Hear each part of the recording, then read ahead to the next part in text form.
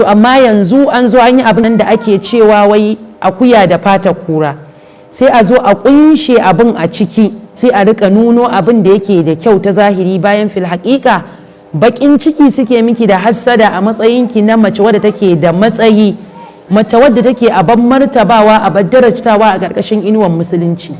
Sai suke ganin ya za a yi ke ɗin nan an ware ki kin samu wani matsayi na daban, a'a ki fito ke ma ki zamanto mai arha, ki fito ke ma ki kasance kowa ya ɗebe ki san da ya ga dama irin yadda suke wa matayensu, ki fito ki kafaɗa da kafaɗa da maza a titi, a hanya, a wurin aiki, a koma menene na rayuwa. Wannan gatan da aka miki, da aka killace ki a gida, ake yi miki abubuwan da suke haƙoƙi da shari'a ta shar'anta akan duk wani majibincin lamarin ki, to shi suke wa ƙyashi,